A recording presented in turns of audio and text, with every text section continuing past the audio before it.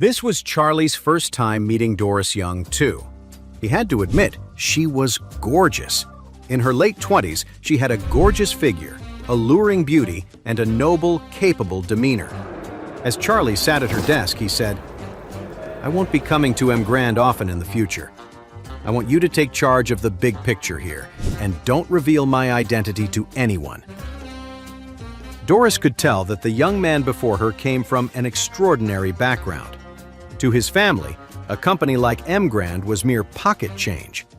It made sense that he wouldn't want to manage it personally.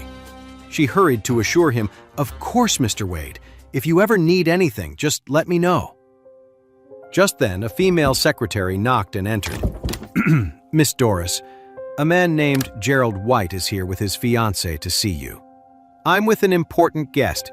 Have them wait," Doris instructed. Charlie asked, "Do you know this Gerald?" "His family is one of our business partners," Doris explained. "They rely heavily on us. They've visited several times, always saying they want to strengthen ties." Eyes cold, Charlie declared, "From now on, Mrand will have zero dealings with the White family. Suspend all current and upcoming collaborations. If they earn even a cent from us, you'll be packing your bags, Vice Chairman."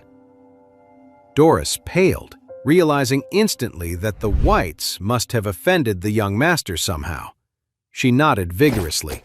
"Don't worry, Mr. Wade. I'll give the order right away to cut ties with them completely." "Good. Tell them Mrand doesn't work with low-quality trash. Then have security throw them out."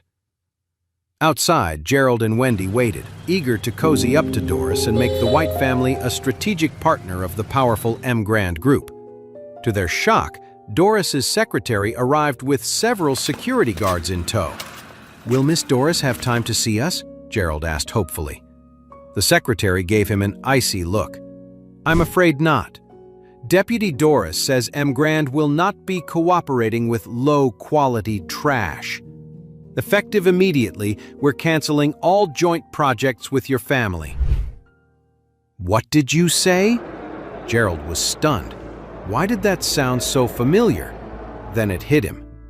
Charlie had said the exact same thing to him in the parking lot. What did Doris mean by this? Why would Mrand suddenly cut ties with the White family? Gerald's brain couldn't process it. Terminate all cooperation just like that? Over half the White family's profits came through Mrand. Losing that partnership would slash their strength in half overnight. Refusing to accept it, he shouted, "I want to see Miss Doris. I demand to speak with her face to face." The secretary replied coldly, "I'm sorry, but Vice Chairman Young will not be seeing you. You are banned from setting foot in Mrand Tower from now on." "Is this some kind of sick joke?" Gerald seethed. "We're Mrand's long-term partners. You can't just end things out of the blue." Ignoring him, the secretary turned to the guards. "Escort them out." The head of security grabbed Gerald's wrist and wrenched it behind his back. Gerald yelped in pain as the man barked, "You heard her. Get lost. If you keep making trouble, we'll be forced to take more drastic measures. You're just a security guard. How dare you yell at me? Do you have any idea who I am?" The words barely left Gerald's mouth before the guard's palm cracked across his face. "I don't care who you are, punk. Here at Mrand, you're nothing." Gerald reeled from the stinging slap, his cheek on fire. He was about to explode with rage when his phone suddenly rang. It was his father. "Gerald, what the hell did you do?" The older man roared as soon as he picked up. "Mrand is severing all ties with us. Who did you piss off over there?" "Dad, I swear I didn't offend anyone," Gerald said, his voice pained. "I just came to see Miss Young, but they wouldn't even let me meet with her." "Well, Mrand says they're dropping us because you're a worthless piece of trash. The family is going to take a massive hit thanks to you. Get your ass back here and explain yourself to your grandpa. Now!" Shell-shocked, Gerald let the security team hustle him out the front gate. A horrible suspicion began to dawn on him. He turned to Wendy, asking shakily, "You don't think?" Could this have anything to do with your loser brother-in-law? Does he have some kind of connection to Mrand? What? Wendy was taken aback by Gerald's words. Thinking it over carefully, it might indeed be related to her deadbeat brother-in-law. However, he was obviously a loser. Shaking her head, she said flatly, "How could he have anything to do with Mrand? He's not even qualified to clean their toilets." "You're right," Gerald nodded. Remembering his furious father, he added sullenly, "I better get home fast." News of Mrand cutting ties with the White family spread like wildfire through Oris Hill. Though no one knew the exact reason, it was clear the Whites had royally pissed off Mrand. The fallout was catastrophic. The White family's strength plummeted by over half, dropping them from near the top tier to the bottom rungs of the second tier. When old Mrs. Wilson heard, she shook with rage. She wanted to annul Wendy's engagement to Gerald, but realized the Whites, while weakened, still outclassed the Wilsons. Offending them would be disastrous. Bitterly, she shelved the idea for now. Meanwhile, in Doris's office, Charlie reviewed what had just transpired. He was quite impressed with her handling of the situation. "Doris, you did an excellent job," he said. "Starting today, I'm doubling your salary." Doris leaped up and elated. "Thank you so much, Mr. Wade." Charlie nodded. "I also have 2 announcements I need you to make. First, announce the change in Mrand's ownership and the appointment of a new chairman. Don't reveal their full identity, just that their surname is Wade.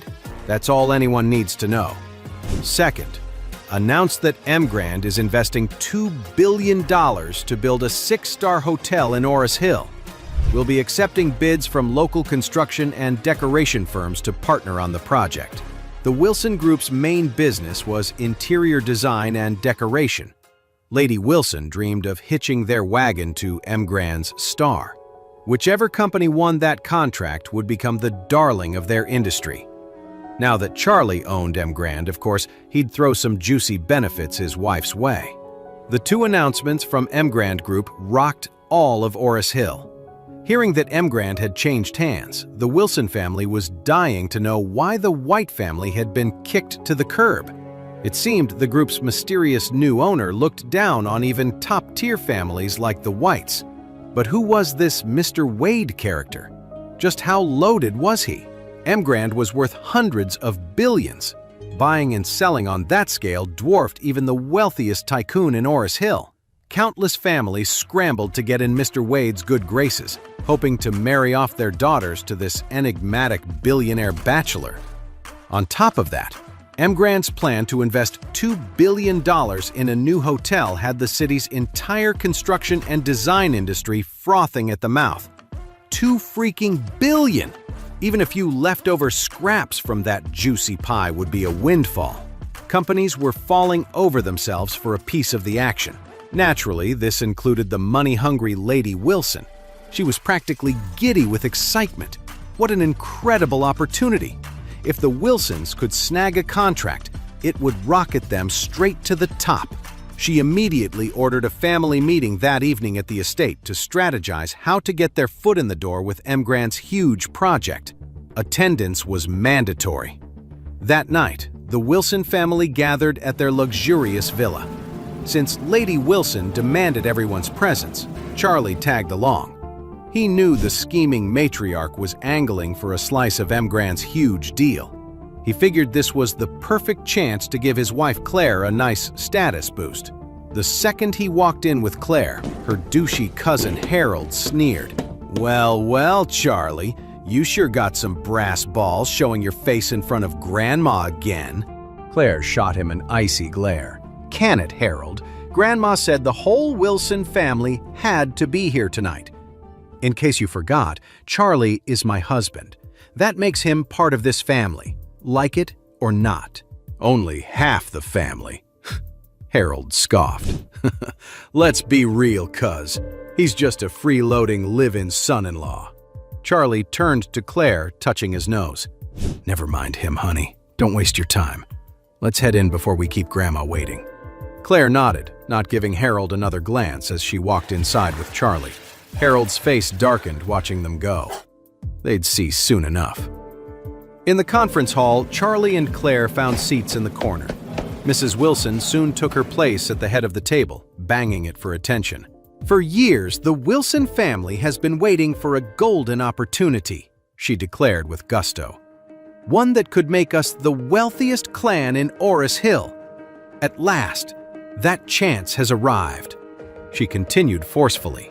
"Mrand Group just announced a $2 billion project. Whichever company lands a partnership contract stands to profit hugely. Plus, this is Mrand's first major deal since the ownership change. It's a perfect opening for the Wilsons. If we can collaborate with Mrand and impress their mysterious new chairman, the sky's the limit for our family's future." Despite Lady Wilson's energy, the room seemed underwhelmed. Truth was, the Wilsons had been angling to work with Mrand forever, and for just as long, Mrand had snubbed them completely. What were the odds they'd get a piece of this huge new project now? Met with stony silence, Mrs. Wilson snapped, "What? Cat got your tongues? Don't tell me you're not confident we can score even a tiny slice of a $2 billion pie." Everyone exchanged nervous glances, no one daring to speak. Her anger rising, the iron-willed matriarch declared through gritted teeth, "All right, I'll lay it on the line. Whoever brings in the $30 million partnership with Mrand gets named the new director of Wilson Group." End of story. Stunned faces gaped back at her. Mrs. Wilson had always ruled with an iron fist, never appointing an official successor. The director role wielded immense power, all but securing its holder as the future head of Wilson Group. Dangling the position as an incentive showed how desperately Lady Wilson wanted in on Mrand's deal. But as juicy as the director spot was, winning it seemed impossible. The Wilson clan all knew that securing the deal with Mrand was a pipe dream. Mrand's execs wouldn't give Mrs. Wilson the time of day, let alone agree to a partnership. The meeting hall fell into uncomfortable silence. No one willing to chase a prize so laughably out of reach. Seeing their hesitation, Mrs. Wilson demanded, "You're all part of the Wilson family. Don't you want to do your part to help us succeed?" She zeroed in on Harold. "Harold, I'm putting you in charge of this." Harold laughed nervously. "Grandma, the Mrand Group just cleaned out Gerald's family, and they're way stronger than us. How are we supposed to land a contract with them?" "Idiot," Mrs. Wilson snapped. "Giving up without even trying? You're even more useless than Charlie." Deep down, the Iron Lady was sick of settling for second-rate status. She dreamed of catapulting the Wilson family to the next level. And this Mrand project was their one shot. No matter how difficult, she refused to let it slip away. She'd assumed Harold, as the eldest grandson, would jump at the chance to prove himself. His spineless refusal infuriated her. Harold felt trapped. Who in their right mind would take on such an impossible task? Mrand's people would probably boot him out the door. He'd fail miserably and become the laughingstock of Oris Hill. No way in hell was he agreeing to that. After ripping Harold a new one, Mrs. Wilson barked, "Anyone else have the guts to step up and take this on? Speak up!" Charlie gently elbowed Claire and whispered, "Babe, you should volunteer for this." "Are you nuts?" Claire hissed. "There's no way Mrand would partner with some small-time firm like us." Charlie just smiled, confidently. "Trust me, you can totally land this deal." "Wait, seriously?" Claire asked, surprised. "Absolutely," Charlie assured her. "I have total faith in you. Seize this chance, and your status in the family will skyrocket." Though perplexed, Claire found herself believing him. Almost in a trance, she stood up and declared, "Grandma, I'm willing to give it a shot." To know more, listen to the audio series Heir in Hiding, only on the Pocket FM app.